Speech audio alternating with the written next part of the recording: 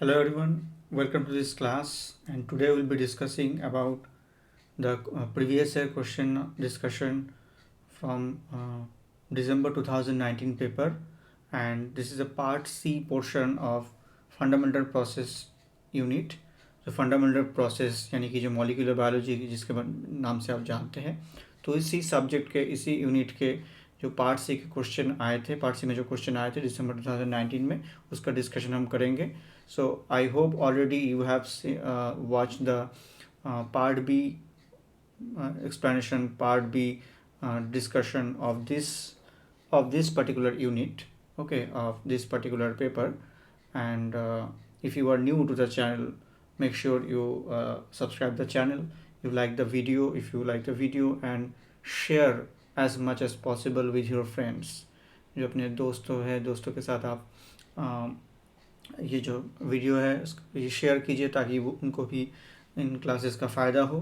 और इसके साथ साथ अगर आपके कोई डाउट है, आपका कोई क्वेश्चन है, तो वो क्वेश्चन आप मुझे कमेंट सेक्शन में भेज सकते हैं. साथ साथ एक टेलीग्राम चैनल का लिंक नीचे दिया हुआ है डिस्क्रिप्शन में, तो वहाँ पे जाके आप अपना क्वेश्चन जो है वो भेज सकते हैं. I will be happy to answer your question.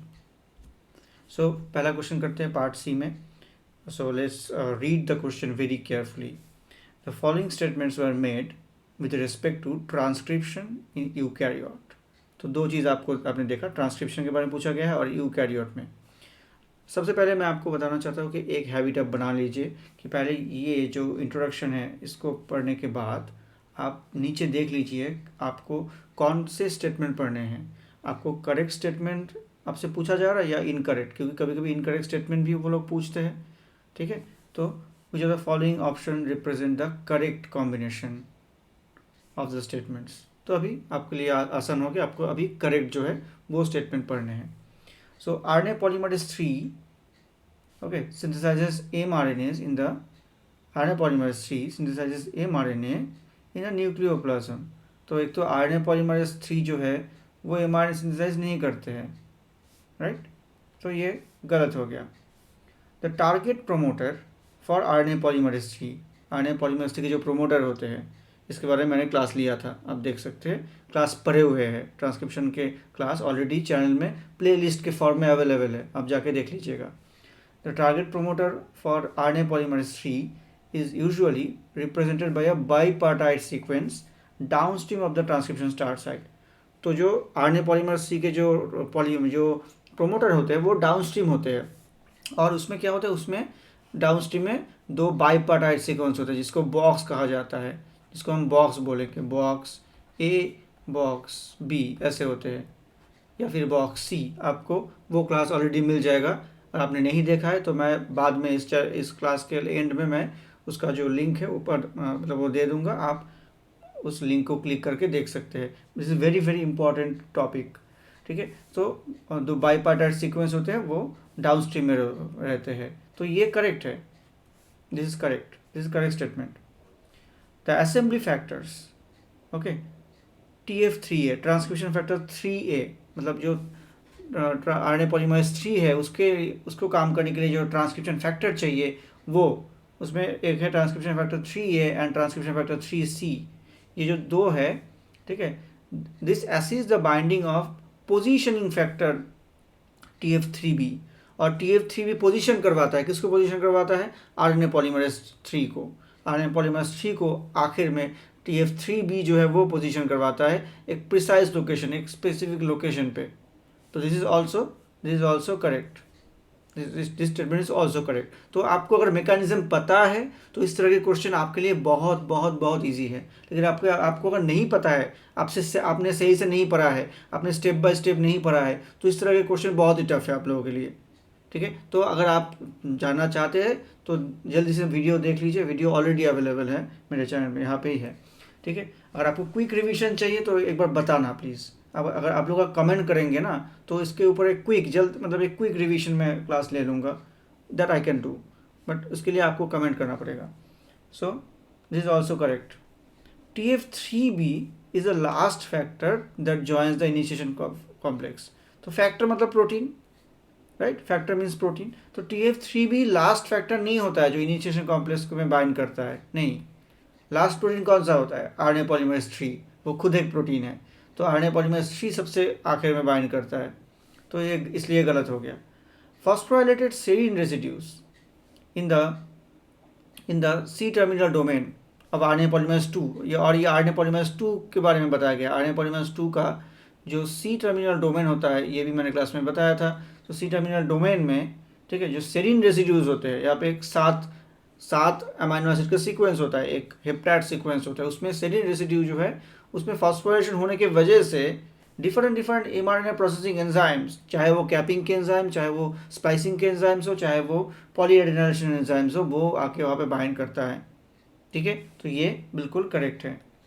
तो करेक्ट ऑप्शन स्टेटमेंट कौन कौन से हो गए? B, C and E. कहाँ पर है B, C, E? Second option. ठीक है, तो बहुत ईजी है, लेकिन आपको मैकेनिज्म पता होना चाहिए। और CSIR में अभी के टाइम में मैकेनिज्म जानना बहुत ज़रूरी है, क्योंकि अभी के जो क्वेश्चन है, ठीक है, जो एग्जामिनर क्वेश्चन देते हैं वो मैकेनिज्म के ऊपर ज़्यादा फोकस करते हैं। तो अगर आपने नहीं पढ़ा है, सिर्फ आपको मेमोराइजेशन से नहीं चलेगा, आपको थोड़ा सा मैकेनिज्म भी पता होना चाहिए कैसे होता है। नेक्स्ट क्वेश्चन, ठीक है, वो न्यूक्लियोसोम के ऊपर है। So the nucleosome is a fundamental सब unit of chromatin in eukaryotes. Eukaryote में जो क्रोमैटिन का जो फंडामेंटल सब यूनिट है वो न्यूक्लियोसोम है। Following statements are made about the nucleosome. तो क्या हमें क्या पता करना है? देखते हैं, नीचे पढ़ते हैं इसको।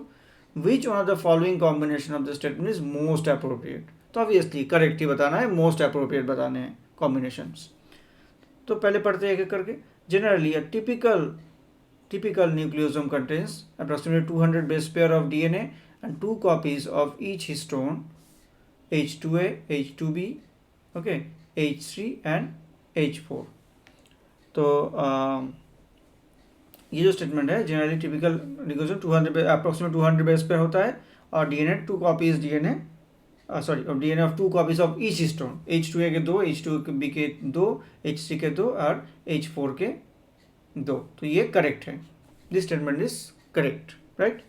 Next, 146 base pair length of DNA पर nucleosome core particle is strictly maintain across the organisms. जितने भी ऑर्गेनिज्म है, बताया गया है, जितने भी ऑर्गेनिज्म है उसमें जो 146 पेयर बेस पेयर का जो मतलब जिस लेंथ का जो डीएनए है, जो कि न्यूक्लियोसोम के जो कोर पार्टिकल होता है, जो ये मान लीजिए कि ये अगर न्यूक्लियोसोम का जो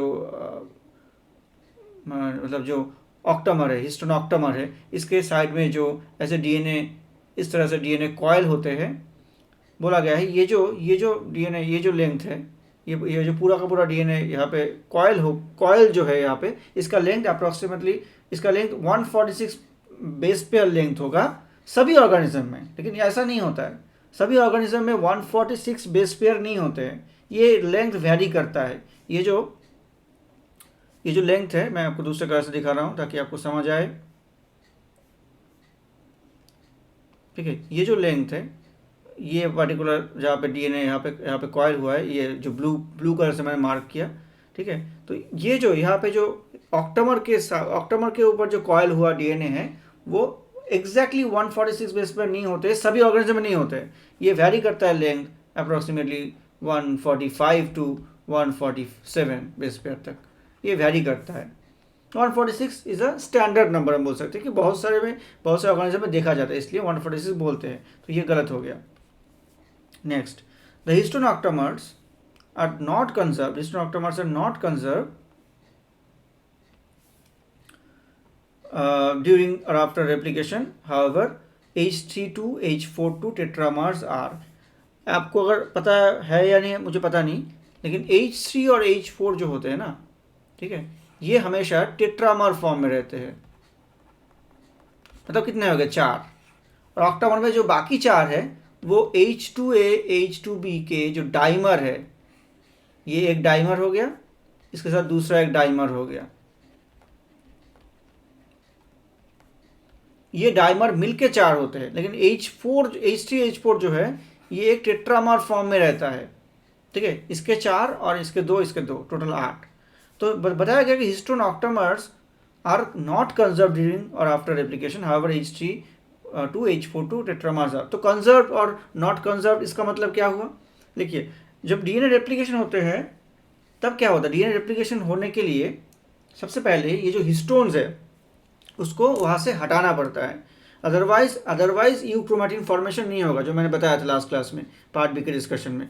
तो यू क्रोमैटिन फॉर्मेशन अगर नहीं होगा तब तो रेप्लिकेशन नहीं होगा, ठीक है। तो रेप्लिकेशन होने के लिए इनको वहाँ से रिमूव करना पड़ता है। लेकिन ये जो H3H4 है, ठीक है, H3H4 का जो टेट्रामार है, सभी टेट्रामार जो है वो वहाँ से रिमूव नहीं होते, कुछ टेट्रामार रह जाते हैं, लेकिन कुछ H3H4 tetramer after DNA replication finish होने के बाद वो दोबारा से आके जुड़ जाते हैं, ठीक है। तो कुछ रह जाते हैं, कुछ जुड़ जाते हैं। तो हम ऐसा नहीं बोल सकते कि सबके सब मतलब नए हैं, नहीं। तो H3H4 जो है वो कंजर्व्ड है, लेकिन H2A H2B जो रिमूव हो जाते हैं, ठीक है, सभी रिमूव हो जाते हैं। तो जब बाद में H2A H2B का हम बोल सकते हैं कि वो वापस से जुड़ते हैं, ठीक है, उनको जब वापस से रीलोड किया जाता है, तो रीलोडिंग के टाइम, ठीक है, वो कुछ भी पहले का नहीं होता है, कुछ भी ओल्ड H2A H2B नहीं होता है, सभी न्यू होते हैं। तो इसीलिए कंजर्व नहीं है, H2A और H2B कंजर्व नहीं है, लेकिन H3H4 कंजर्व्ड है, कुछ हद तक कंजर्व्ड है। तो इसीलिए ये स्टेटमेंट करेक्ट है कि कंजर्व नहीं है, हिस्टोन ऑक्टामर्स कंजर्व नहीं है, 8 के 8 जो है वो सभी के सभी कंजर्व नहीं है, लेकिन ये 4 ज़रूर है। क्योंकि जब डीएनए रेप्लिकेशन होते हैं, मान लीजिए ऐसे होता है, ऐसे अगर हो गया,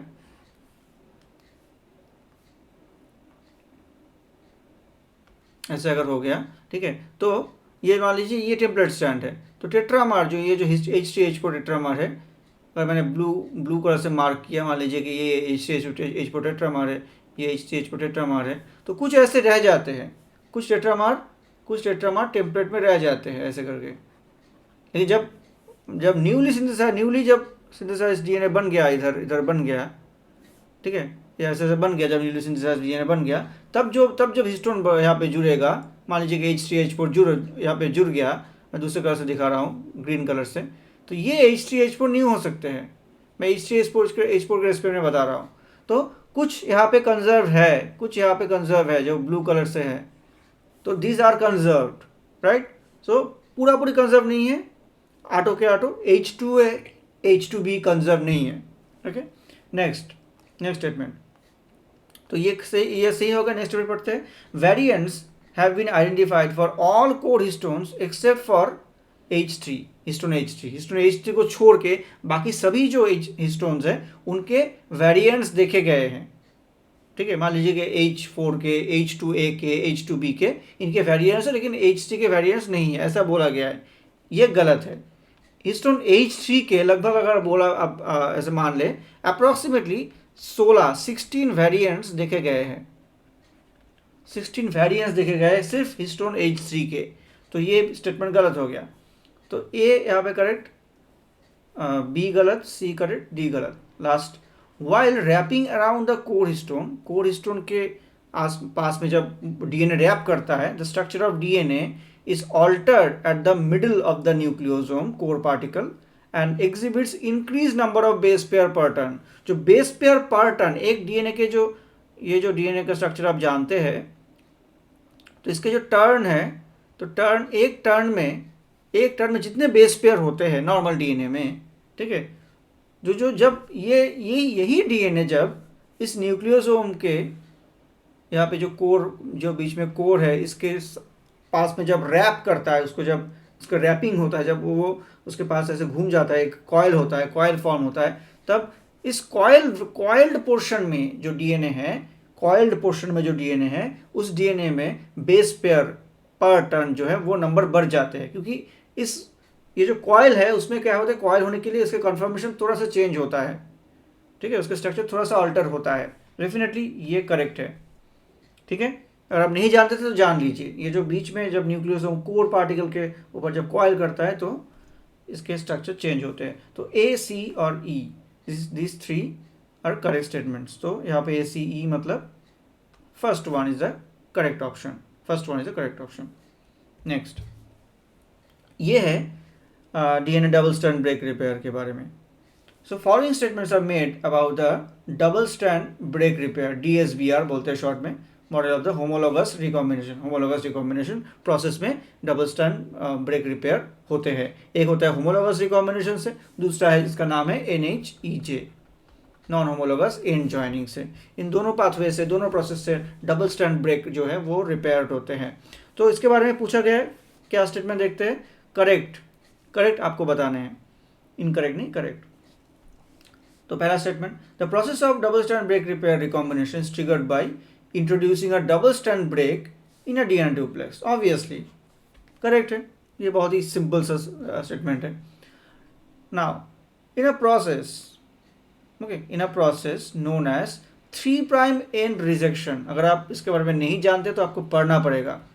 एक ही क्वेश्चन में पूरा का पूरा 3' एंड रिजेक्शन समझाना मुश्किल है। सो एंड रिजेक्शन जो होते हैं इसमें एक्सोन्यूक्लियस चाहिए, ठीक है। अगर इसके बारे में भी आपको अगर थोड़ा सा शॉर्ट क्विक क्लास चाहिए, कॉन्सेप्चुअल क्लास, तो प्लीज़ बताना। सिर्फ क्वेश्चन आप देख सकते हैं, सिर्फ क्वेश्चन देखने से बहुत सारी चीज़ें आपको समझ नहीं आएंगे, तो उसके पीछे का जो कॉन्सेप्ट है वो भी आपको समझना पड़ेगा। So in a process known as 3' end rejection the exonuclease is along with the DNA helicase degrade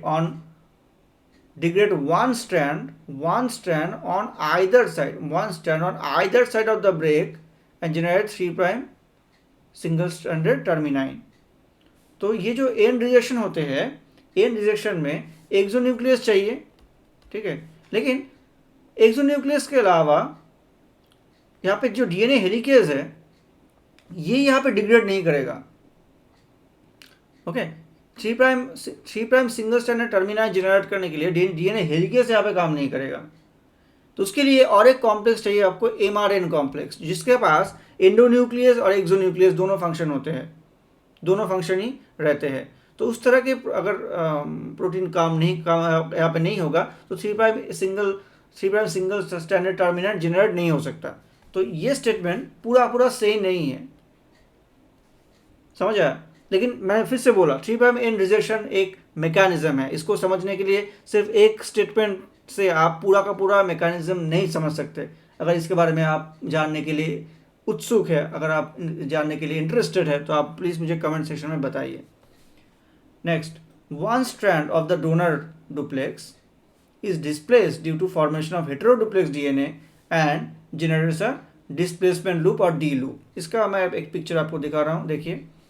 ये जो जब यहाँ पे ब्रेक हो गया, ठीक है, तो यहाँ पे क्या होता है, ये जो आपको यहाँ पे गैप दिख रहा है, ठीक है, यहाँ पे गैप दिख रहा है, ये इस प्रोसेस से यहाँ पे मतलब DSBR जो डबल स्ट्रैंडेड ब्रेक रिपेयर है, ऐसे होता है।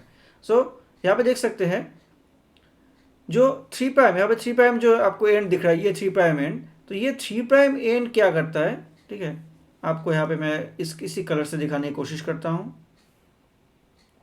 ब्लू कलर से, ये वाला। देखिए ये जो यहाँ पे मैं एरो से आपको दिखा रहा हूँ, देखिए यहाँ से जो एरो को ध्यान दीजिए। तो ये जो स्ट्रैंड 3' स्ट्रैंड है ना, तो वो नीचे के ये जो दो रेड जो यहाँ पे स्ट्रैंड है, यानी कि होमोलॉगस जो स्ट्रैंड है, उस होमोलॉगस स्ट्रैंड के अंदर इन्वेड करता है। इसको स्ट्रैंड इन्वेशन बोल सकते हैं आप, स्ट्रैंड इन्वेशन।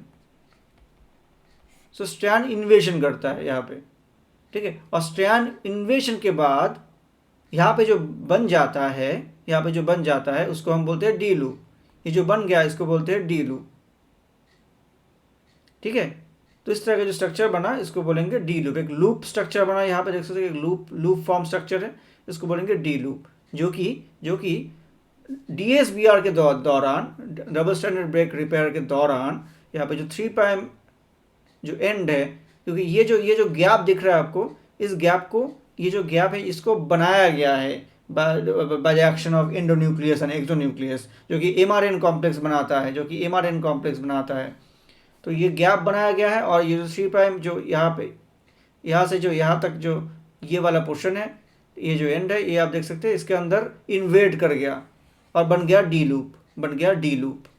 तो फिर से जाते हैं स्टेटमेंट में, one strand of the donor duplex, तो डोनर डुप्लेक्स, ठीक है, is displaced due to formation of heteroduplex DNA and generation displacement loop. जब यहाँ पे डोनर डुप्लेक्स था वो कौन सा है, नीचे वाला, ये रहा, ये वाला जो रेड कलर के जो दोनों नीचे है, रेड और पिंक कलर से नीचे है, वो डोनर डुप्लेक्स है। तो डोनर डुप्लेक्स के एक जगह पे देख सकते हैं, ये जो जगह है, मैं आपको एरो से दिखाने की कोशिश कर रहा हूँ, ये ब्लू कलर के एरो से दिखाने की कोशिश कर रहा हूँ। नीचे वाला पिक्चर देखिए, टाइप 2 पिक्चर देखिए।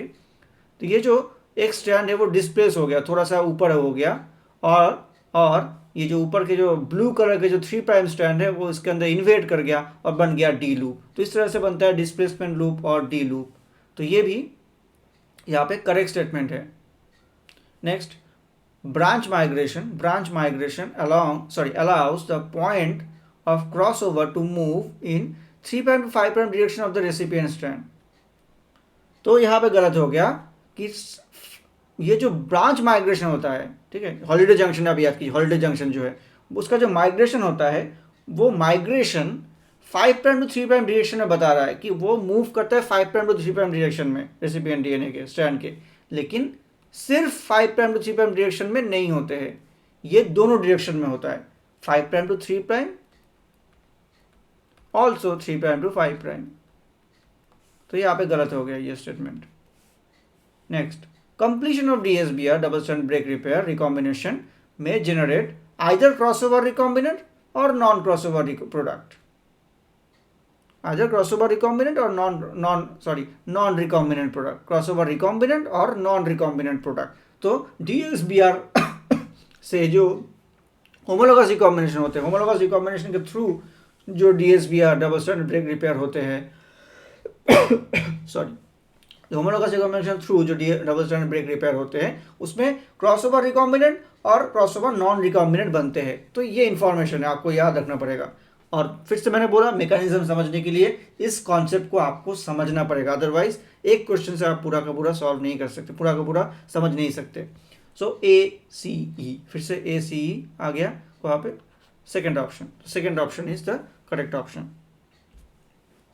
ये मैंने बताया। नेक्स्ट, सो ये स्टेटमेंट जो है, ये जो क्वेश्चन है ये डिलीशन एनालिसिस के ऊपर है।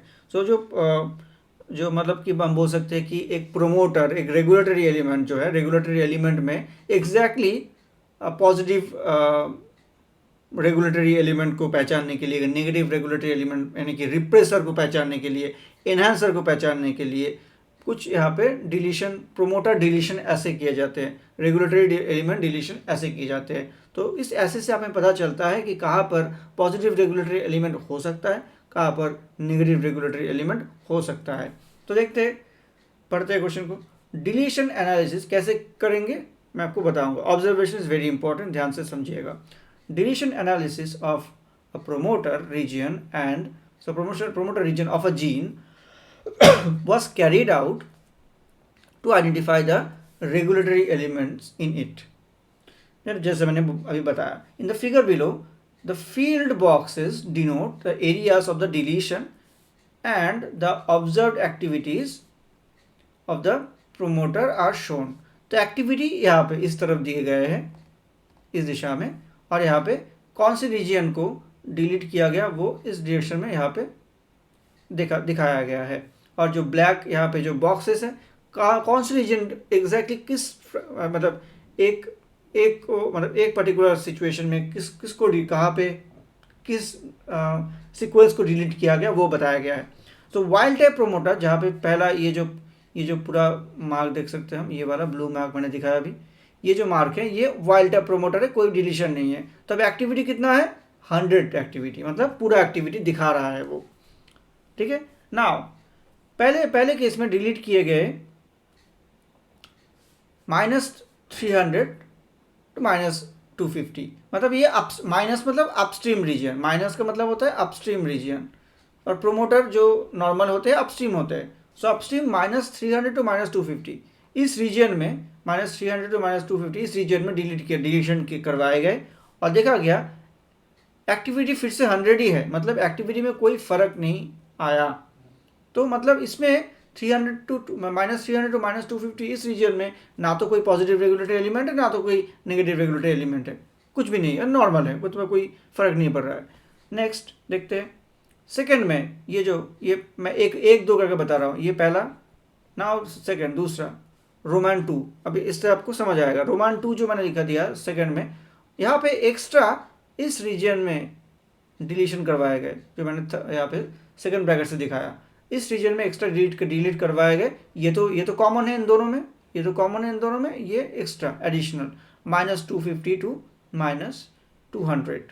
इसमें जब डिलीशन हुए यहाँ पे जो मैंने सेकंड ब्रैकेट से दिखाया, तो एक्टिविटी आ गई 175, तो एक्टिविटी बढ़ गया यहाँ पे।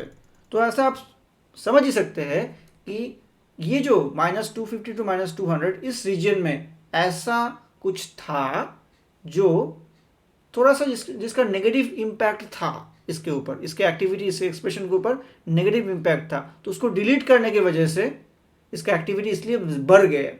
ठीक है, जो एक्टिविटी 100 था, 100 से 175 हो गए, बढ़ गए उस रीजन को डिलीट करने की वजह से। तो कुछ रिप्रेसिव रीजन, कुछ रिप्रेशन के लिए कुछ रीजन वहाँ पे था। कहाँ पर? -250 एंड -250 और माइनस, हम ऐसे लिखेंगे, नहीं -252 -200 -200, इसमें एक नेगेटिव, ऐसे लिखता हूँ मैं, नेगेटिव एलिमेंट है। ठीक है, एक आ गया हमारे पास। नेक्स्ट देखते हैं, नेक्स्ट ऑब्जर्वेशन क्या है। -250 टू -150, सॉरी -200 टू -150, ये वाला रोमान 3 में -200 टू -150। तो कॉमन कौन सा है? ये रीजन कॉमन है। ठीक है, ये रीजन कॉमन है, इसीलिए देखिए ये मैंने अभी मार्क किया ब्लू से, मैंने मोटा सा दाग दिया ब्लू से, मोटा सा एक मार्क किया मैंने। तो ये जो मोटा सा मैंने एक थिक एक मार्क किया ब्लू से, ये रीजन कॉमन है इन दोनों में, राइट। तो इसीलिए यहाँ पर नीचे भी 175 आया। रोमान 3 जो मैंने दिखाया उसमें भी 175 ही आया, क्योंकि ये पोर्शन तो कॉमन है इन दोनों में, और इसको डिलीशन करवाया गया। और एडिशनल किसको करवाया गया? एडिशनल करवाया गया यहाँ पे इस रीजन में। तो इस रीजन में एडिशनल जहाँ पे करवाया गया उससे कुछ फर्क नहीं पड़ा। अगर इस एडिशनल रीजन में जो एडिशनल करवाया गया रोमान 3 वाले में, एडिशनल करवाया गया deletion between -200 and -150, between -200 and -150, उसमें जो एडिशनल करवाया गया उसमें अगर कुछ नेगेटिव होते, कुछ नेगेटिव सीक्वेंसेस रहते, नेगेटिव रिप्रेसर रहते, तो इसका एक्टिविटी और भी बढ़ जाता है। लेकिन ऐसा हुआ नहीं, सेम टू सेम है। और सेम टू सेम किस लिए है? क्योंकि ये कॉमन रीजन की वजह से -250 और -200 के बीच जो डिलीशन है वो 2 में भी करवाया गया, 3 में भी करवाया गया, दोनों के लिए कॉमन है वो, इसीलिए 175 इसमें भी आया। लेकिन ये जो एडिशनल मैंने यहाँ पे मैं स्टार मार्क्स दिखा रहा हूँ, ये जो एडिशनल मैंने स्टार मार्क दिया, ठीक है, सॉरी ये वाला नीचे वाला नहीं होगा, एक सेकेंड इसको इरेज कर देते हैं, नीचे वाला नहीं है। हाँ, तो ये जो मैंने स्टार मार्क दिया यहाँ पे, तो स्टार मार्क वाला जो पोर्शन है, ठीक है, स्टार मार्क वाला पोर्शन है, उसमें डिलीशन की वजह से कुछ ज़्यादा फर्क नहीं पड़ा। तो वो that is not important sequence, वो कुछ इंपॉर्टेंट सीक्वेंस नहीं है।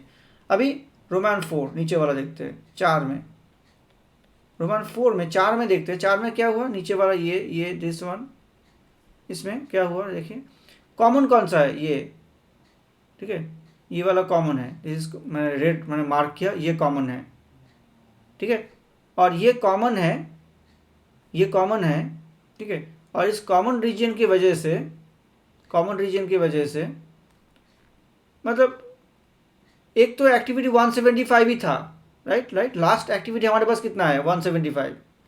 एडिशनल कहाँ पे किया गया? एडिशनल करवाया गया, ये रेड कलर से मैंने जो सेकंड ब्रैकेट बनाया ये एडिशनल है, इसको एक्स्ट्रा यहाँ पे डिलीट करवाया गया, बिटवीन -150 एंड -100।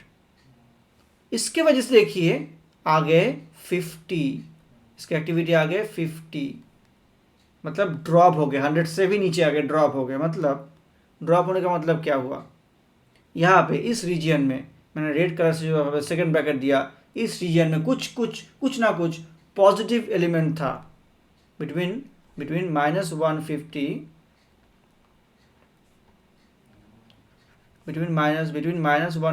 एंड 100, कुछ पॉजिटिव एलिमेंट था यहाँ पर, और पॉजिटिव एलिमेंट डिलीट होने की वजह से एक्टिविटी नीचे हो गए, एक्टिविटी 50 आ गए, नीचे आ गए। समझ आ रहा है आप लोगों को? I hope. और इसी सेम वजह से इसी सेम रीजन को नीचे भी, मतलब सेम रीजन को इस वाले में जो पाँचवा जो 5 है, ये वाला नीचे वाला 5th, तो इसमें भी डिलीट करने की वजह से सेम यहाँ पे इसमें भी डिलीट करने की वजह से इसमें भी 50 है, क्योंकि सेम रीजन डिलीट हुए हैं, दोनों में डिलीट करवाए गए। और ये जो एडिशनल यहाँ पे डिलीट करवाया गया, जो मैंने स्टार मार्क से दिखा रहा हूँ यहाँ पे रेड कलर के स्टार मार्क, तो ये जो एडिशनल डिलीट करवाए गए इससे फ़र्क नहीं पड़ा, अदरवाइज ये सेम टू सेम नहीं होता, ये 50 ये भी 50 नहीं होता, राइट। और इसी रेड स्टार मार्क वाला जो है वो इसमें भी नीचे वाला जो छठा है 6 नंबर है 6th, उसमें भी करवाए गए ये डिलीशन स्टार मार्क वाला। तो इससे कुछ ज़्यादा फर्क नहीं पड़ेगा क्योंकि सेम टू सेम है। लेकिन एडिशनल कहाँ पे किया गया, एडिशनल करवाए गए ये जो मैंने थर्ड ब्रैकेट से बनाया नीचे, थर्ड ब्रैकेट से रेड थर्ड ब्रैकेट से ये वाला, इस रीजन को एडिशनल डिलीट करवाया गया। Next between -50 and 0, -50 and 0 last में -50 और 0, ठीक है। इसमें एडिशनल इसमें डिलीट करने की वजह से ये आ गए 50 से, सॉरी ये आ गए 50 से 0, 50 से वो 0 में आ गए, देखिए 50 से अभी 0 में आ गए। तो कोई भी एक्टिविटी इस पॉइंट में कोई भी एक्टिविटी नहीं है, इस रीजन में कोई भी एक्टिविटी नहीं है। मतलब कोई भी एक्टिविटी नहीं, मतलब जो मेन जो प्रोमोटर एलिमेंट है, ये जो अपस्ट्रीम रीजन है, इसमें क्या है, इसमें या तो एनहांसर होगा या तो रिप्रेसर होगा। लेकिन ये जो जिसमें 0 आ रहा है, बिल्कुल 0 आ रहा है, मतलब वो मेन जो प्रोमोटर एलिमेंट है वो है। तो प्रोमोटर एलिमेंट को डिलीट करने की वजह से एक्टिविटी 0 आ जाती है। तो प्रोमोटर एलिमेंट कहाँ पे है, यहाँ पे प्रोमोटर है बिटवीन -50 एंड 0, इसमें इसके अंदर प्रोमोटर है। और पॉजिटिव कहाँ पर है, हमें मिल गया -50 टू -100। नेगेटिव कहाँ पर है, बिटवीन -250 एंड -200। तो ये तीन हमें मिल गए। अभी हम इसके ऑप्शन जो है इसको देखेंगे। ऑप्शन क्या बताया गया है, the region between -100 and -50, -100 and -50, ये जो रेड कलर के मैंने स्टार मार्क दिया वहाँ पर, houses a positive regulatory element, नहीं, इसका कोई कंक्लूसिव एविडेंस यहाँ पर नहीं है, राइट। इसका कोई कंक्लूसिव एविडेंस कोई कंक्लूसिव एविडेंस यहाँ पे नहीं है, हमें कुछ यहाँ पे प्रूफ नहीं मिला इसके बारे में। नेक्स्ट बी जो है, the region between -200 and -250, -200 and -250 houses a negative regulatory element, हमने निकाला है, ये रहा, इसमें नेगेटिव रेगुलेटरी एलिमेंट है, तो ये करेक्ट है। Next the region between -150 and -200, -150 ये वाला -150 -200 houses a positive regulatory element, नहीं, पॉजिटिव रेगुलेटरी एलिमेंट कहाँ पर है, -150 एंड -100, नॉट -200, इधर नहीं, इधर इस तरफ है ना, इस तरफ ये वाला है यहाँ पे है ना, यहाँ पे है पॉजिटिव रेगुलेटरी एलिमेंट, ना कि पहले -150 to -150, between -150 and -200 positive regulatory element नहीं है, राइट। तो यहाँ पे बी स्टेटमेंट ही हमारे पास करेक्ट है। ऑप्शन देखते हैं, B only, so third is the correct option. तो इस तरह से स्टेप बाय स्टेप अच्छे तरीके से ऑब्जर्व करके क्या हो रहा है वहाँ पे क्वेश्चन में, आप आसानी से इस तरह के क्वेश्चन सॉल्व कर सकते हैं। लेकिन इसके बारे में आपको ये, मतलब इसके लिए आपको बेसिक जो नॉलेज है वो होना चाहिए, ठीक है। नेक्स्ट क्वेश्चन है, थोड़ा सा बड़ा क्वेश्चन है, आप देख सकते हैं। राइबोसोम्स बोला गया, ribosomes prepared from a bacterium, एक बैक्टीरिया से राइबोसोम प्रिपेयर किए गए, were fractionated by sucrose density gradient centrifugation. तो उसको सेंट्रीफ्यूज किया गया, जो कि पैनल 1 में दिखा रहा है, ये पैनल 1 है, right. To separate 30s, 50s and 70s populations, 30 देख सकते हैं आप, 30, 50, 70। When the ribosome preparation was incubated, और फिर से मैं एक चीज़ बताना चाहूँगा, क्या बोला गया यहाँ पे, करेक्ट, ये भी देखना है ज़रूर, ठीक है। When the ribosome preparation was incubated individually, okay, with either elongation factor or a newly identified protein AX or GTP, the profile remained unchanged। अगर सिर्फ या बोला गया नेक्स्ट स्टेप में बोला गया है कि राइबोसोम प्रिपरेशन को इंक्यूबेट किया, ये जो पूरा का पूरा हमने प्रिपरेशन किया सेंट्रीफ्यूज करने के बाद, तो इसको अलग से इंक्यूबेट किया गया, ठीक है। एक में अलग से इंक्यूबेट अगर करते हैं तो इस वाले में पैरेंट 1 में इसमें बता रहे हैं, ठीक है, इसमें बता रहा हूँ मैं। तो अगर सिर्फ पहले केस में सिर्फ इंक्यूबेट किया गया, बता रहा है कहा किसके साथ, EFG के साथ, EFG, ठीक है। नेक्स्ट केस में सिर्फ का किया गया प्रोटीन X के साथ, नेक्स्ट में किया गया सिर्फ GTP के साथ। तो बोला गया इन तीनों कंडीशन में 1 2 3 इन 3 कंडीशन में इंक्यूबेट करने के बाद हमें सेम यही मिले, यहाँ पे दिख रहा है यही सेम मिले, ठीक है। Likewise no changes were seen in the profile when ribosomal preparation was incubated with EFG plus GTP और protein X plus GTP। Same यही सेम चीज़ हमें मिला अगर राइबोसोम को, मतलब इसको इंक्यूबेट किया गया, राइबोसोम के जो सेंट्रीफ्यूज के बाद, सेंट्रीफिकेशन के बाद जो हमें मतलब जो प्रिपरेशन मिला, उसको जब हम इंक्यूबेट किए इसके साथ, एक में EFG प्लस GTP और एक कंडीशन है हमने इंक्यूबेट किया प्रोटीन X प्लस GTP, दोनों अभी दोनों चीज़ को एक साथ ऐड किया, ठीक है। अभी दो चीज़ को हम ले रहे हैं, पेयर वाइज ले रहे हैं, EFG के साथ GTP ले रहे हैं, इंक्यूबेट किया राइबोसोम, यहाँ पे राइबोसोम का आइसोलेट, राइबोसोम के जो मतलब प्रिपरेशन है वो भी है यहाँ पे, और प्रोटीन X के साथ भी प्रोटीन X प्लस GTP, इन दोनों को भी हमने एक साथ लिया, तब भी सेम आ रहे हैं, तब भी कोई चेंज नहीं आ रहे। समझ आया, ये यहाँ तक समझ आया। Now next part, however when the ribosome preparation was incubated with protein X, EFG and GTP together, अगर तीनों चीज को एक साथ हमने दिया, EFG plus protein X plus GTP, तब देखा गया which shows a change of profile which showed a decrease of 70s peak area and increase in the peak area of 30 and 50, जो पैनल 2 में दिखाया गया। ये पैनल 2 में देखिए क्या दिखाया गया, 50s बढ़ गए, 30s बढ़ गए पहले से, और 70s जो है वो नीचे आ गया, ऐसा चेंज आपको देखने को मिल रहा है। नाउ क्वेश्चन इज, ये किस वजह से? Choose the option that defines a correct conclusion from the observation. Correct conclusion क्या है इस चीज़ का? तो इसका मतलब देखिए इसमें क्या हो रहा है, सिर्फ EFG देने से कुछ नहीं हो रहा है, सिर्फ प्रोटीन X देने से कुछ नहीं हो रहा है, सिर्फ GTP देने से कुछ नहीं हो रहा है। इसके बाद प्रोटीन X को GTP के साथ एक साथ दिए गए, इसमें ऑब्वियसली GTP क्या होगा, GTP एक काम को एग्जीक्यूट करवाता है, GTP एक कुछ काम को एग्जीक्यूट करवाता है ना, वो काम करने के लिए हेल्प करता है। लेकिन प्रोटीन X को उसने कुछ हेल्प नहीं किया, इसके वजह से सेम ही आया ग्राफ। और यहाँ पर EFG भी सिर्फ GTP के मदद से यहाँ पे कुछ नहीं कर नहीं पाया, सेम ही रहा। लेकिन जब EFG और प्रोटीन X दोनों को दे दिया गया, ठीक है, प्रोटीन X मतलब एक न्यूली आइडेंटिफाइड प्रोटीन, तो प्रोटीन X को जब EFG और GTP के साथ यहाँ पे दिया हमने, तब देख रहे हैं हम कि 70s राइबोसोम जो है, जो कि 70s कब बनता है, ऐसा होता है 70s लार्ज राइबोसोमल सब यूनिट, स्मॉल राइबोसोमल सब यूनिट टुगेदर, ये पूरा का पूरा क्या है 70s।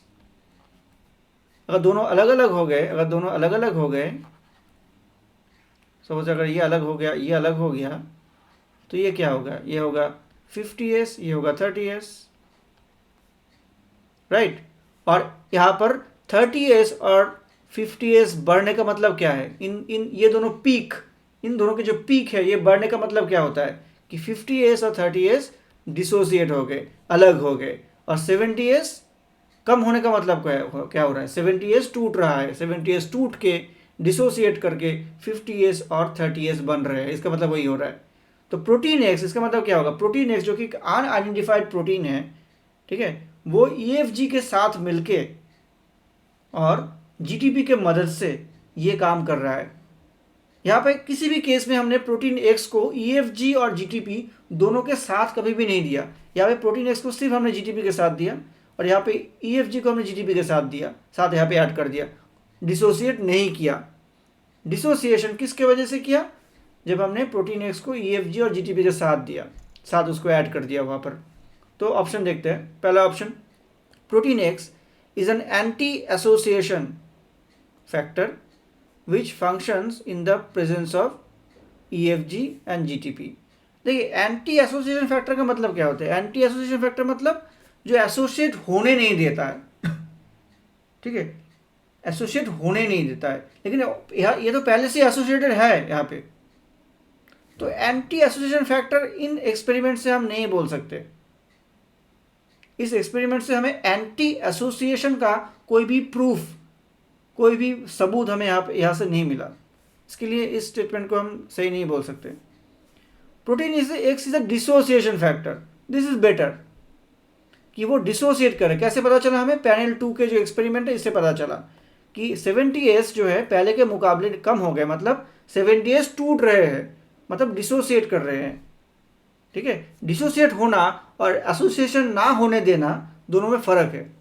So dissociate protein X is a dissociation factor which functions in the presence of EFG और GTP। हमने देखा कि तीनों को एक साथ देने से ही ये काम किया, इसने काम किया, प्रोटीन एक्स ने काम किया।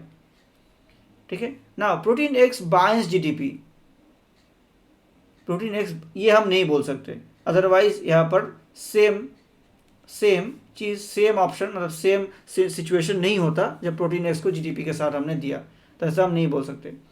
EFG is known to bind GTP, hence it can be concluded that effect of GTP is through EFG and protein X does not bind GTP। ऐसा इस एक्सपेरिमेंट से हम नहीं बोल सकते। ऑब्वियसली EFG जो है वो GTP के साथ बाइंड करता है, हमें पता है, ये चीज़ हमें पता है, लेकिन hence it can be concluded that effect of GTP is through EFG and protein X does not bind GTP, ऐसा हम नहीं बोल सकते। यहाँ पे किसी दोनों एक्सपेरिमेंट में, किसी भी एक्सपेरिमेंट में ऐसा नहीं बोला गया है कि GTP जब EFG के साथ बाइंड करता है तब प्रोटीन X EFG के साथ बाइंड नहीं करता है, ऐसा हम नहीं बोल सकते। ठीक है, ऐसा हमने हम यहाँ से कंक्लूड नहीं कर सकते इस चीज़ को कि EFG, GTP और प्रोटीन एक्स जब एक साथ काम करता है तो किसका बाइंडिंग कैसे होता है। Not it can not be concluded from this experiment. तो एक ही आंसर बेटर है जो कि डायरेक्ट हमें दिख रहा है, वो है second option. So second option is the correct conclusion, second conclusion is the correct conclusion. हमेशा देखिए, मैं एक चीज़ आपको यहाँ पे सजेस्ट करना चाहूँगा, जो क्वेश्चन में देखा जा रहा है, क्वेश्चन में जो आप देख पा रहे हैं उसी के अकॉर्डिंग आप कंक्लूजन ड्रॉ कीजिए, अपने अकॉर्डिंग कंक्लूजन ड्रॉ मत कीजिएगा, अदरवाइज क्वेश्चन गलत हो जाएंगे। ठीक है, आपको लग सकता होगा ये 4 जो ऑप्शन है इसको हम मार्क कर लेते हैं, इसको हम करेक्ट बोल देते हैं क्योंकि ऐसा चीज़ होता होगा, ऐसे मैकेनिज्म, लेकिन इस क्वेश्चन के according this statement can not be concluded, हम नहीं कंक्लूड कर सकते फोर्थ स्टेटमेंट को। ठीक है, तो जितना आपको क्वेश्चन से मिल रहा है उतना ही आप कंक्लूड कीजिए, ज़्यादा मत कीजिए। कभी कभी ओवर करने के चक्कर में क्वेश्चन गलत हो जाते हैं, दिस इज़ अ फैक्ट। ठीक है, तो आई विल सजेस्ट यू कि क्वेश्चन को अच्छे से पढ़िए, उसी के अकॉर्डिंग आंसर कीजिए। Next question is, following statements are made about post transcriptional processing of RNA in eukaryote. RNA processing, जो पोस्ट ट्रांसक्रिप्शनल प्रोसेसिंग RNA का यूकैरियोट में, उसके बारे में कुछ स्टेटमेंट है और करेक्ट बताना है हमें। We have to find the correct ones. तो क्वेश्चन क्या है, स्टेटमेंट क्या है? Soon after the transcription initiation, RNA polymerase II possesses approximately 30 nucleotides downstream from the site of the initiation until the cap structure is added to the 5' end of the nascent pre-mRNA। जब मान लीजिए कि DNA replication हो रहे हैं, ठीक है, RNA polymerase ये रहा सपोज इनिशिएशन साइट, यहाँ से RNA पॉलीमरेज आगे मूव किया, आगे इधर आके यहाँ पे मान लीजिए RNA पॉलीमरेज यहाँ पर है। तो यहाँ तक क्या हुआ, यहाँ तक आते आते कुछ ट्रांसक्रिप्ट तो बाहर निकले होंगे ना, तो ये अप्रॉक्सीमेटली 30 न्यूक्लियोटाइड ही बन जाते हैं।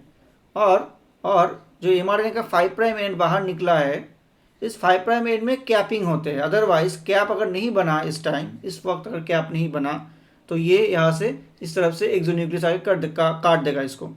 तो कैप यहाँ पे कैप अटैच होना बहुत ज़रूरी है। सो यहाँ पे वो पॉज होता है 30 न्यूक्लियोटाइड में डाउनस्ट्रीम। ये अगर जीरो साइट है, ठीक है, तो ये डाउनस्ट्रीम बोलेंगे, प्लस बोलेंगे, राइट, प्लस मतलब डाउनस्ट्रीम। तो यहाँ पे रुक जाते हैं for cap binding. Exactly correct. Next statement है the 5 prime splice site are functionally divergent whereas 3 prime splice site are functionally equivalent. Equivalent का मतलब क्या होता है? इक्विवेलेंट का मतलब है वो एक जैसे ही काम करेगा। अगर मान लीजिए ऐसा एक सिचुएशन है,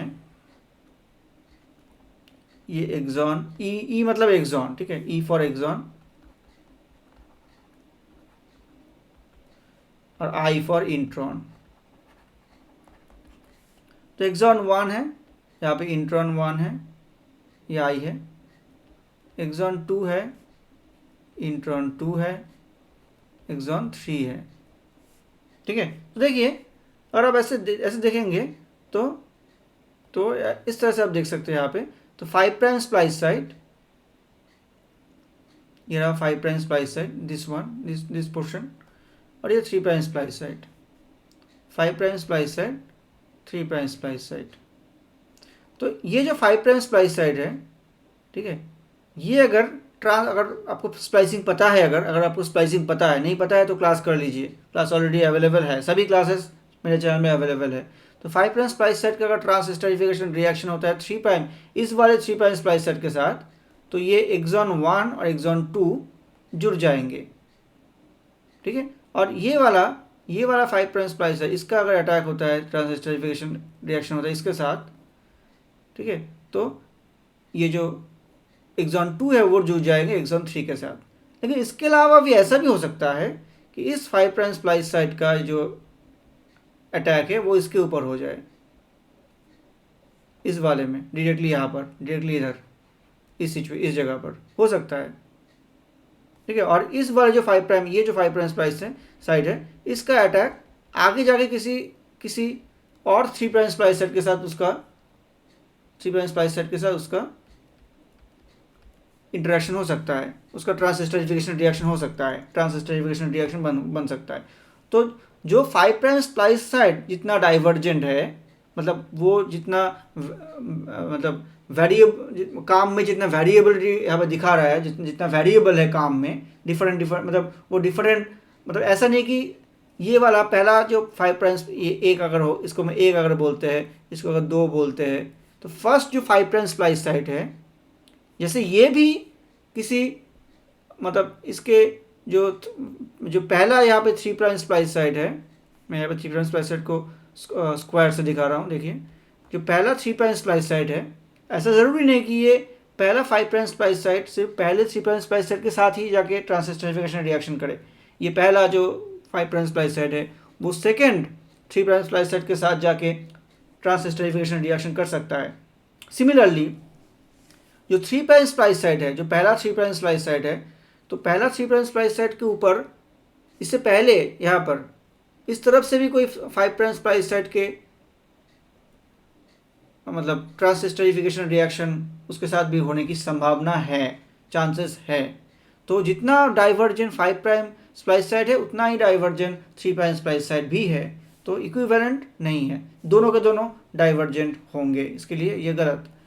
In addition to helping in recognition of the splice site, exon definition also function as a splicing regulator by allowing pairing and linking of adjacent 5 prime and 3 prime splice site. तो exon definition के बारे में आपको पहले जानना पड़ेगा कि what is exon definition. Exon definition में क्या होता है, जो स्प्लाइसिंग होते हैं तब क्या होते हैं, तब जो इंट्रॉन एक्सॉनिक जंक्शन के प्रोटीन है, जैसे कि एसआर प्रोटीन हो गए, सेरीन आर्जिनिन रिच प्रोटीन हो गए, वो यहाँ पे इन्वॉल्व हो जाते हैं, वो काम करने लगते हैं। लेकिन दूसरा जो इंट्रॉन डेफिनेशन है, जिसका स्टेटमेंट आपको आगे मिलेंगे, जो इंट्रॉन डेफिनेशन है उसमें जो सेरीन आर्जिनिन रिच प्रोटीन है उसका कोई रोल नहीं है। जो इंट्रॉन एक्सॉनिक जंक्शन के जो प्रोटीन है, इंट्रॉन एक्सॉनिक जंक्शन के जो प्रोटीन है उसका कोई रोल वहाँ पे नहीं होता है। इंट्रॉन एक्सॉनिक जंक्शन के कुछ प्रोटीन जो है उनके रोल उनके रोल, ठीक है, आपके इंट्रॉन डेफिनेशन में नहीं होते हैं। सो एक्सॉन डेफिनेशन जो है वो रेगुलेट करते हैं, वो स्प्लाइसिंग रेगुलेटर होते हैं। तो ये सही है, ठीक है, this is correct. Now intron definition next statement में आया है। इंट्रॉन डेफिनेशन मैकेनिज्म, अगर आप लोग मतलब कंफ्यूज हो रहे हैं कि क्या एक्सॉन डेफिनेशन क्या है, इंट्रॉन डेफिनेशन क्या है, तो फिर से वही बात, अगर आपको क्लास चाहिए प्लीज़ मुझे कमेंट कीजिए, I am here for you, I will explain this things to you, ठीक है। मैं आपको ये सभी चीज़ें आपको एक्सप्लेन कर दूंगा, लेकिन आपको कमेंट करना पड़ेगा, अदरवाइज मुझे कैसे पता चलेगा आप लोग इंटरेस्टेड है या नहीं है ना। So intron definition mechanism applies to only larger introns, नहीं, इंट्रॉन डेफिनेशन मैकेनिज्म अगर आपने पढ़ा होगा, intron definition mechanism applies to smaller introns, इस स्मॉलर इंट्रॉन्स में होता है, और लार्जर इंट्रॉन्स में एक्सॉन डेफिनेशन काम करते हैं, लार्जर इंट्रॉन्स में एक्सॉन डेफिनेशन काम करते हैं। दोनों स्प्लाइसिंग अगर बोलेंगे स्प्लाइसियोजो मीडिएटेड स्प्लाइसिंग जो होते हैं, तो स्प्लाइसियोजो मीडिएटेड स्प्लाइसिंग का दो चॉइस होता है, उन स्प्लाइसिंग में दो चॉइस होता है, आइदर वो इंट्रॉन डेफिनेशन मैकेनिज्म के थ्रू काम करता है और वो एक्सॉन डेफिनेशन मैकेनिज्म के थ्रू काम करेगा। तो दोनों मैकेनिज्म है अलग अलग, इसके बारे में नहीं पता है कमेंट कीजिए, I will take the class.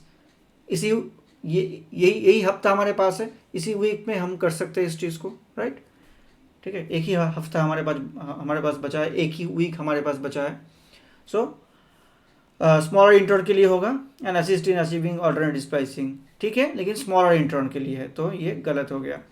The splicing reaction carried out in vivo नहीं, इन विट्रो एक्सपेरिमेंटल कंडीशन में outside of the body have revealed that first and second trans-esterification reactions, दोनों दो esterification splicing अगर आपने पढ़ा होगा, splicing में दो trans-esterification reaction होते हैं। so, दो trans-esterification reaction जो है वो दोनों रिवर्सिबल होंगे अगर इन विट्रो में आपने रिएक्शन करवाया, इन विवो में करवाया नहीं, लेकिन इन विट्रो में कराया तो रिवर्सिबल हो सकते हैं, वो रिवर्स हो सकते हैं रिएक्शन।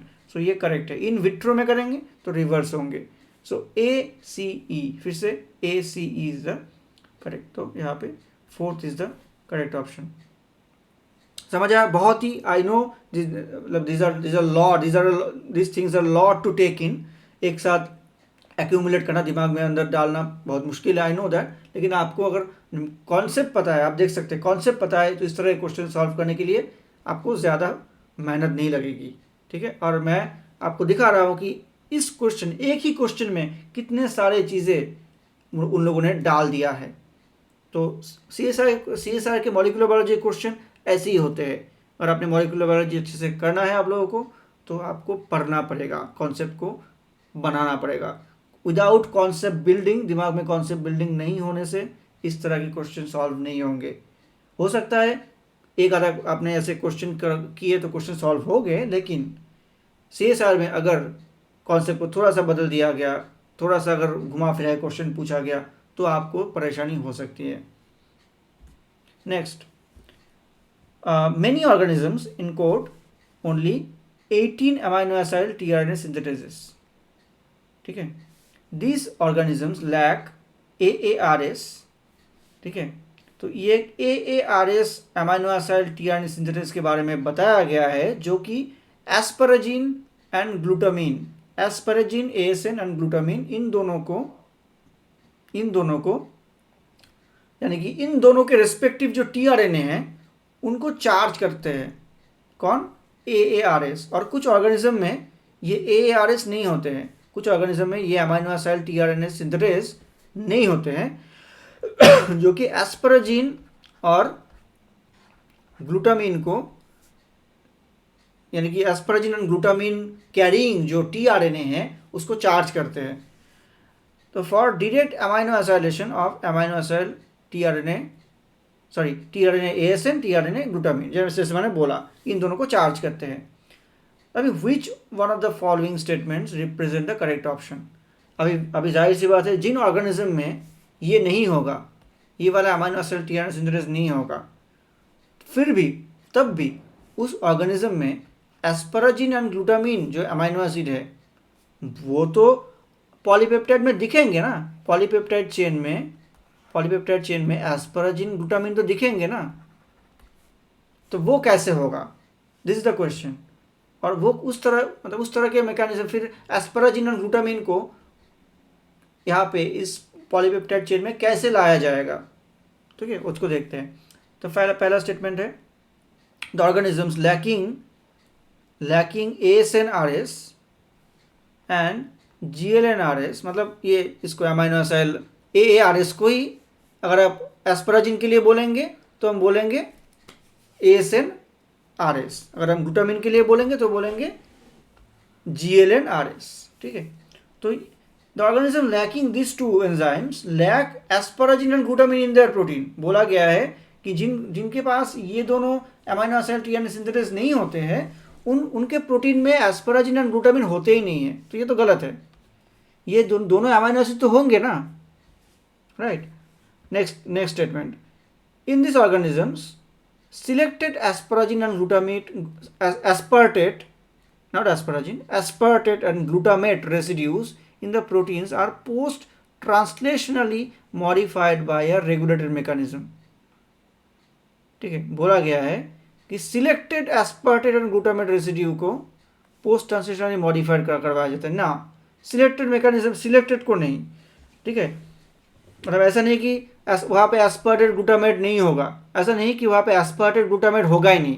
अगर मान लीजिए किसी सिलेक्टेड एस्पार्टेट और ग्लूटामेट को अगर आपने पोस्ट ट्रांसलेशनली मॉडिफाइड करवा दिया तो उस पोजीशन में एस्पार्टेट तो होगा नहीं ना जहाँ पे होना चाहिए, और उस पोजीशन में ग्लूटामेट तो होगा नहीं ना, उसको आपने मॉडिफाई करवा दिया। लेकिन ऐसा तो नहीं होता ना, एस्पार्टेट ग्लूटामेट तो होंगे ना वहाँ पर, तो ये भी गलत। Next, in this organisms tRNA एस्पाराजिन, ये जो टीआरएनए, सॉरी यहाँ पे मैं सही से लिखता हूँ, जो टीआरएनए ASN होते हैं ये टीआरएनए तो होता है ना, हालांकि अमाइनो एसिड टीआरएनए सिंथेसिस जो एंजाइम है वो नहीं है, लेकिन टीआरएनए तो है वहाँ पर। और टीआरएनए ग्लूटामिन, जो ग्लूटामिन को कैरी करने वाला टीआरएनए वो तो होंगे ना, वो तो होंगे। तब ये जो टीआरएनए है, इन टीआरएनए के साथ उस अमाइनो एसिड को, ठीक है, उन अमाइनो एसिड को मतलब एस्पाराजिन को और ग्लूटामिन को कैसे जोड़ सकते हैं अगर वो एंजाइम नहीं है। ध्यान से इस बात को सुनिएगा, इस बात को आप ध्यान से गौर कीजिएगा।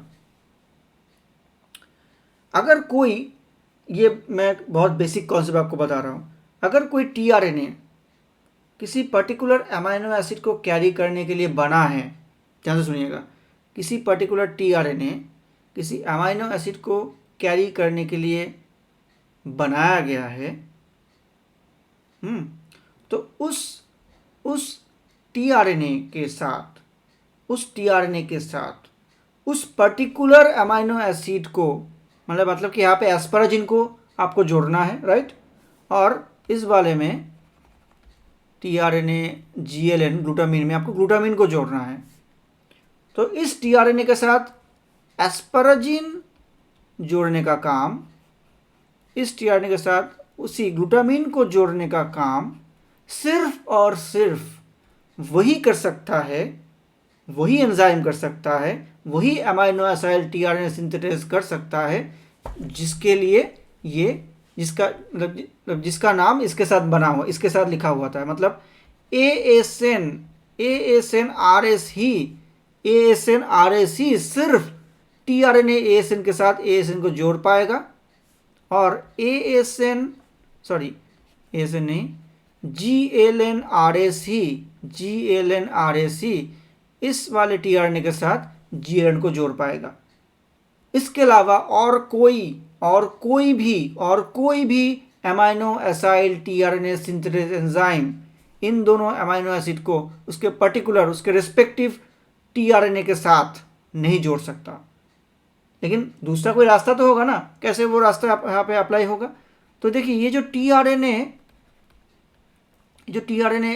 एस्पाराजिन है, ASN है, इसके साथ जो ASP एस्पार्टेट के जो amino acid tRNA synthesis enzyme है एस्पार्टिक एसिड के, तो वो इसके पास यहाँ पे क्या जुड़ेगा, आप बताइए यहाँ पे क्या जुड़ेगा, वो एस्पार्टेट जुड़ेगा, एस्पराजिन नहीं जुड़ सकता, वो एस्पार्टेट यहाँ पे अटैच कर सकता है, क्योंकि ये एस्पार्टेट के लिए बना है, ASP है यहाँ पे, ASPRS है।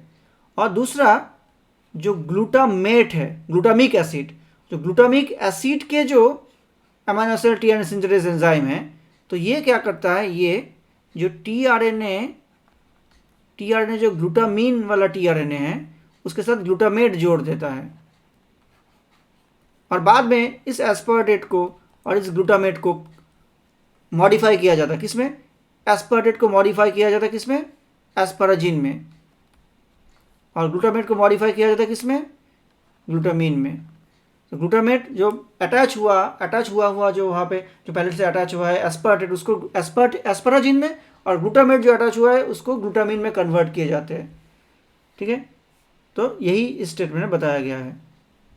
Next, in this organism the precursors of mRNA that encode this enzyme and this enzyme alternatively splice to generate ASN RS and यहाँ पे बताया गया है इस amino acid tRNA synthesis enzyme को ही उन्होंने चेंज करवा दिया, ऑल्टरनेटिव स्प्लाइसिंग से एंजाइम को ही ऑल्टरनेटिवली बनाया, लेकिन ऐसा नहीं होता, ऑल्टरनेटिव जनरेशन नहीं होता है, एंजाइम का ऑल्टरनेटिव जनरेशन नहीं होता है। तो यहाँ पे करेक्ट जो मैकेनिज्म है जो होता है एक्चुअली वो थर्ड है, ठीक है, जो होता है, जो मैकेनिज्म होता है। तो फिर से वही बात, मैकेनिज्म आपको जानना पड़ेगा, अदरवाइज नहीं कर सकते, sorry.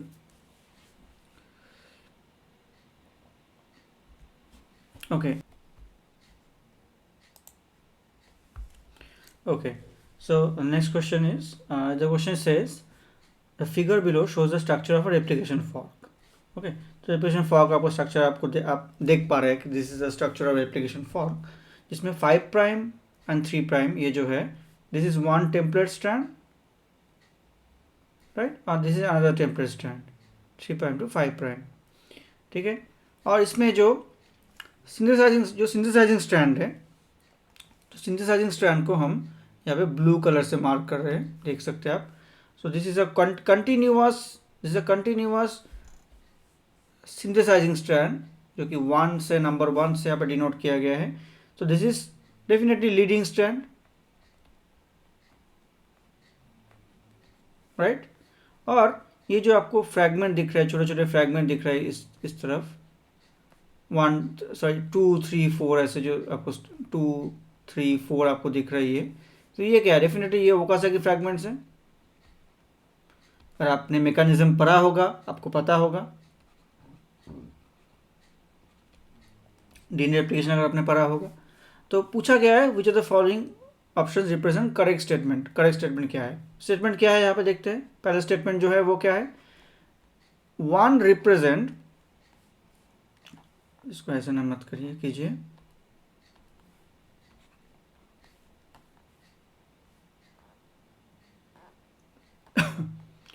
so 1 represent the leading strand, definitely 1 leading strand को represent कर रहा है, while 2 3 and 4 represent ओकासाकी fragment, definitely correct है, A correct है। इसके बाद among the ओकासाकी fragments synthesis of 4 occurs prior to the synthesis of 3 and 2। बोला गया है synthesis of 4 जो फोर्थ यहाँ पे सेगमेंट है वो 3 और 2 थर्ड और सेकंड से पहले बना है, यहाँ पे उसका सिंथेसिस पहले हुआ है फोर्थ का। और सी में बताया गया है कि among the Okazaki fragment synthesis of 2, मतलब ये 2 मतलब जो फॉर्क के बिल्कुल पास है, जो फॉर्क के बिल्कुल पास है 2 occurs prior to the synthesis of 3 and 4। बोला यहाँ पे ऑपोजिट बताया गया है कि सेकंड जो है, जो सेकंड वाला सेगमेंट है वो 3 और 4 से पहले बना है। तो इसके लिए आपको पता होना चाहिए कि जो लैगिंग स्ट्रैंड सिंथेसिस होता है, यानी कि जो ओकासाकी फ्रैगमेंट बनता है उसमें एग्जैक्टली डायरेक्शन क्या होता है, मतलब एग्जैक्टली ऑर्डर क्या होता है, कौन पहले बनता है कौन बाद में बनता है। अगर लीडिंग स्ट्रैंड की बात करें, ध्यान से देखिए, अगर लीडिंग स्ट्रैंड की बात करें तो लीडिंग स्ट्रैंड डेफिनेटली यहाँ पे होता है कंटिन्यूअस मैनर में 5 प्राइम टू 3 प्राइम डायरेक्शन में, इसमें आगे पीछे कोई बात नहीं। लेकिन अगर लैगिंग स्ट्रैंड के बनने की बात होता है ना, देखिए लैगिंग स्ट्रैंड कैसे बनता है। जब लीडिंग स्ट्रैंड सिंथेसिस यहाँ पे शुरू होता है, यहाँ पे मान लीजिए इस जहाँ पे मैंने एरो दिया, ब्लू कलर के एरो दिया अभी, यहाँ पे लीडिंग स्ट्रैंड सिंथेसिस शुरू होता है जब, तब इस तरफ ये नीचे के पोर्शन में 3' to 5' डायरेक्शन में ये जो 3' to 5' जो मतलब जो यहाँ पे टेम्पलेट स्ट्रैंड है, तो यहाँ पे इस स्ट्रैंड में डीएनए रेप्लिकेशन उस वक्त कहाँ पर, किस पॉइंट में होगा, यहाँ पर, राइट। जब यहाँ पे ब्लू एरो जब यहाँ पे शुरू हुआ लीडिंग स्ट्रैंड सिंथेसिस, जब लीडिंग स्ट्रैंड सिंथेसिस शुरू हुआ तब लैगिंग स्ट्रैंड सिंथेसिस कहाँ पर था, पहला स्टेप इधर हुआ होगा, राइट। तो सबसे पहले जो ओकाज़की फ्रैगमेंट है वो यहाँ पर बना होगा, उसके बाद ओकाज़की फ्रैगमेंट इसके पीछे बना होगा, क्योंकि फॉर्क इस तरफ बढ़ रहा है, राइट। फॉर्क का प्रोग्रेशन इस दिशा में हो रहा है, फॉर्क इस दिशा में ओपन हो रहा है। जितना ओपन होगा फॉर्क उतना ही क्या होगा, ये फॉर्क बड़ा होता जाएगा, इस तरह से ऐसे वो ओपन होता जाएगा, ऐसे करके ओपन होगा। तो इसके जो ओकाज़की फ्रैगमेंट है वो पीछे की तरफ बनते जाएंगे। सबसे पहला जो ओकाज़की फ्रैगमेंट है वो ये नंबर 4 ये बनेगा। उसके बाद ओकाज़की फ्रैगमेंट जो बना था यहाँ पे वो 3rd वाला था। उसके बाद ओकाज़की फ्रैगमेंट यहाँ पे 2nd वाला बना था। तो 4 जो है ओकाज़की फ्रैगमेंट वो पहले बनता है, उसके पीछे 3rd, उसके पीछे 2nd, क्योंकि फॉर्क का प्रोग्रेशन इस दिशा में लेफ्ट में हो रहा है फॉर्क का प्रोग्रेशन। तो 2nd इज द सेकेंड, मतलब B option also, B statement also correct. So A and B correct, so 3rd is the correct option. तो देखिए अगर आपको मैकेनिज्म पता है, बहुत ही ईजी है इस तरह क्वेश्चन सॉल्व करना, अगर आपको मैकेनिज्म पता है। रेप्लिकेशन का क्लास देख लीजिए, मैंने क्लास में बताया था ये सभी चीज़ें, क्योंकि इसके अलावा भी और भी कई मैकेनिज्म से क्वेश्चन आ सकते हैं मैकेनिज्म के ऊपर। ये मैकेनिज्म का क्वेश्चन था। Next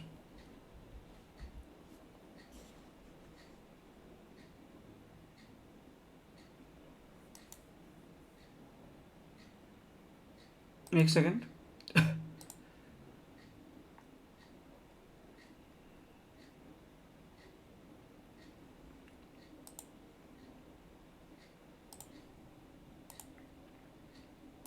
okay. नेक्स्ट क्वेश्चन देखते हैं। नेक्स्ट क्वेश्चन क्या है। In the diagram below the dotted line marks the point of initiation of the bidirectional replication. तो बायडायरेक्शनल रेप्लिकेशन के शुरू इस डॉटेड मार्क से हुआ है, ठीक है ना। आपको यहाँ पे करेक्ट स्टेटमेंट बताने हैं।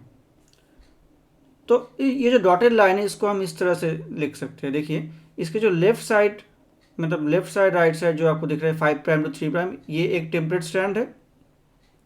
3' to 5' ये दूसरा टेम्पलेट स्ट्रैंड है।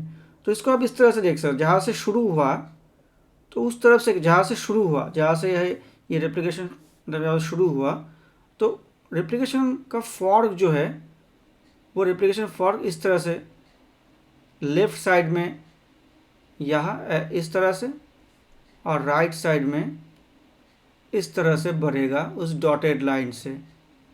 ये डॉटेड लाइन आपको दिख रहा है, रेप्लिकेशन फॉर्क ऐसे बनेगा। ये मान लीजिए ये डॉटेड लाइन है, तो ये 5' बाई डायरेक्शनल है, तो दोनों तरफ रेप्लिकेशन फॉर्क प्रोग्रेस होंगे। अभी आपको पता होना चाहिए कि किस तरफ लीडिंग किस तरफ लैगिंग होता है, वो आपको पता होना चाहिए, अदरवाइज इस तरह के क्वेश्चन आप सॉल्व नहीं कर सकते। तो देखिए जो इस तरफ दिख रहा है आपको ये 5, क्योंकि रेप्लिकेशन का डायरेक्शन क्या होता है, 5' to 3' direction, right. So 5' to 3' direction, इसका ऊपर वाला 5', ऊपर वाले में 5' to 3' डायरेक्शन में सिंथेसाइजिंग स्ट्रैंड किस तरफ बढ़ेगा, इस तरफ। तो ये जो पहले वाला जो फॉर्क के बिल्कुल नज़दीक होता है, जो फॉर्क के बिल्कुल नज़दीक होता है, जो ग्रोइंग फॉर्क है उसके बिल्कुल नज़दीक होता है, वो होता है leading. This portion is leading, right, this portion is leading. और इसके पीछे पीछे ये जो देख सकते हैं ये भी 5' 3' डायरेक्शन में होगा। इसके पीछे पीछे इस तरफ जो होता है ये जो है ये है lagging strand synthesis. This is the correct mechanism, this is the exact mechanism. जैसे आप सोचते होंगे कि दोनों स्ट्रैंड में एक में लैगिंग दूसरे में एक में लीडिंग दूसरे में लैगिंग, ऐसा बिल्कुल नहीं होता है। एक ही में लीडिंग लैगिंग होते हैं, एक ही में होता है। तो पीछे पीछे की तरफ ये लैगिंग है, राइट। और इस तरफ क्या होगा, नीचे क्या होगा, जो सामने की तरफ 5 प्राइम 3 प्राइम डायरेक्शन, ये 3 प्राइम डायरेक्शन है, ये 5 प्राइम डायरेक्शन है, इन सभी के ये 3 प्राइम ये 5 प्राइम ऐसे है। तो ये 3 प्राइम है, ये 5 प्राइम है, राइट, क्योंकि एंटी पैरेलल होते हैं। और इसके पीछे पीछे ये जो आएंगे ये क्या होगा, ये होगा लैगिंग, क्योंकि आपको पहले के पिक्चर में भी दिखे थे, आपको पहले के पिक्चर में भी दिखे थे। और ये लीडिंग है, इसके लीडिंग है। तो अभी स्टेटमेंट को पढ़ते हैं। On the right side of the dotted line, dotted line के राइट साइड में, तो ये है right side, is right side, is left side. Dotted line के जो राइट साइड है हमें बताया गया है, leading strand synthesis occurs using the upper strand as a template. जो ऊपर के स्ट्रैंड ये अपर है, this is upper, this is lower, मैं सभी कुछ लिख दे रहा हूँ, ये अपर है, ये लोअर है। So leading strand synthesis occurs using the upper strand as the template. Right side में अपर को यूज करके लीडिंग कहाँ पे बन रहा है, नहीं बन रहा है ना। राइट साइड में लोअर स्ट्रैंड को टेम्पलेट यूज करके लीडिंग बन रहा है, नॉट अपर, तो ये गलत। On the right side of the dotted line the leading strand synthesis occurs using the lower strand at the template. जो मैंने अभी बताया, लोअर स्ट्रैंड को टेम्पलेट की तरह यूज करके लीडिंग स्ट्रैंड बनता है राइट साइड में लोअर स्ट्रैंड को टेम्पलेट की तरह यूज किया जाता है। तो B is the correct statement. Next C, a ligase deficient mutant. अभी लाइगेज की, डीएनए लाइगेज की ज़रूरत कहाँ पर होगी, डीएनए लाइगेज की ज़रूरत किधर होगी, यहाँ पे होगी डीएनए लाइगेज की ज़रूरत ओकाज़ाकी फ्रैगमेंट्स को सील करने में, ओकाज़ाकी फ्रैगमेंट को सील करने में, राइट। और ओकाज़ाकी फ्रैगमेंट को सील कहाँ पर होगा, कहाँ पे होगा ओकाज़ाकी फ्रैगमेंट सील, इस वाले में और इस वाले में, यानी कि लेफ्ट साइड के जो डॉटेड लाइन है उसके लेफ्ट साइड के लोअर में और राइट साइड के अपर में। तो ligase deficient mutant would affect replication of the upper strand of the left side, upper strand on the left side of the dotted line. Dotted line के left side के अपर में बताया जा रहा है, जहाँ पर लाइगेज डेफिशिएंट म्यूटेंट जो है वो रेप्लिकेशन को अफेक्ट करेगा, उसकी अफेक्ट करेगा, मतलब उसको सही से नहीं होने देगा। तो ऐसा नहीं है, लाइगेज डेफिशिएंट मतलब लाइगेज नहीं होगा तो ओकाज़ाकी फ्रैगमेंट सील नहीं होंगे। तो लेफ्ट डॉटेड जो लाइन है उसके लेफ्ट साइड के नीचे की तरफ ऐसा हो रहा है ना, तो अफेक्ट नीचे की तरफ अफेक्ट होना चाहिए, ऊपर की तरफ नहीं। तो अपर स्ट्रैंड नहीं होगा। Ligase deficient mutant would affect the replication on the lower strand of the left side. Left side के जो लोअर स्ट्रैंड है, राइट, लेफ्ट साइड के जो लोअर स्ट्रैंड है यहाँ पर रेप्लिकेशन अफेक्ट होगा अगर लाइगेज नहीं है, अगर लाइगेज डेफिशिएंट म्यूटेंट है, कोई एक म्यूटेंट लाइगेज डेफिशिएंट है, उसमें डीएनए लाइगेज बन ही नहीं रहा है, तो उसमें वो अफेक्ट हो सकता है। तो ये नीचे वाला अफेक्टेड होगा। तो B and D, this two statements are correct. तो B and D are the correct statements. तो यहाँ पे third is the correct option. तो आई होप सबको समझ आया सही से जो मैंने यहाँ पे डिस्कस किया। सो देखिए, आप देख सकते हैं कॉन्सेप्ट इज़ वेरी इंपॉर्टेंट। और मैंने आपको एक चीज़ और मुझे बताना है कि यहाँ पे जो पार्ट सी में हमने क्वेश्चन डिस्कस किए, हमने यहाँ पर 9 क्वेश्चन डिस्कस किए। पार्ट सी में हमने 9 क्वेश्चन, हमने 9 क्वेश्चन डिस्कस किए पार्ट सी में। सो 9 × 4 = 36 मार्क के क्वेश्चन यहाँ पे थे। और हमने पार्ट बी, याद है आपको पार्ट बी में हमने डिस्कस किए थे मॉलिक्यूलर बायोलॉजी के, इसी पेपर में मॉलिक्यूलर बायोलॉजी के हम डिस्कस किए थे पार्ट बी में 5 क्वेश्चन, 5 × 2 10 मार्क्स। तो टोटल कितने हुए 46 मार्क्स। देख सकते हैं 46 मार्क्स के क्वेश्चन आप आसानी से कर सकते हैं और आपने सही से पढ़ा है इसके बारे में। और सिर्फ एक ही यूनिट से 46 मार्क्स के क्वेश्चन काफ़ी होते हैं, काफ़ी। तो this is very very important unit, आप इसको छोड़िएगा मत, अच्छे से इसको करिए।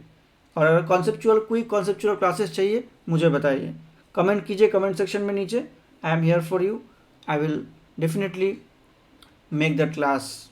ओके, जो भी क्विक कॉन्सेप्ट की क्लास आपको चाहिए तो आप मुझे प्लीज़ कमेंट सेक्शन में बताइए, क्योंकि आप अभी के सिचुएशन में, अभी के टाइम में क्वेश्चन के साथ साथ, क्वेश्चन प्रैक्टिस के साथ साथ आपको कॉन्सेप्ट भी जो है उसको भी रिकैपिचुलेट करना पड़ेगा। You have to recapitulate your concepts, otherwise you can't solve this questions. Okay, side by side आप क्वेश्चन सॉल्व कीजिए। Okay, apart from question solving you need to brush up your concepts regarding this important units. ठीक है, तो अब मिलते हैं फिर next और एक ईयर के क्वेश्चन डिस्कशन के साथ, और किसी और यूनिट के साथ भी हम शुरू करते हैं, क्योंकि मैंने बताया था आपको मॉलिक्यूलर बायोलॉजी के अकॉर्डिंग, मतलब इसके अलावा हम जेनेटिक्स, प्लांट फिजियोलॉजी, बायो, ठीक है, इनके भी हम क्वेश्चन डिस्कस करेंगे, प्रीवियस ईयर क्वेश्चन डिस्कस करेंगे। आई होप आपको क्लास अच्छा लगा, तो लाइक कीजिए। ठीक है, अगर चैनल में न्यू है आप सब्सक्राइब ज़रूर करना। मैंने देखा बहुत सारे लोग आप वीडियो देखते लेकिन सब्सक्राइब नहीं करते, ऐसा नहीं है, आप ऐसा मत कीजिए। तो सब्सक्राइब आप करके जाइए, ठीक है, और लाइक कीजिए और शेयर कीजिए। Okay, thank you so much, thank you for joining everybody. मिलते हैं हम नेक्स्ट क्लास में।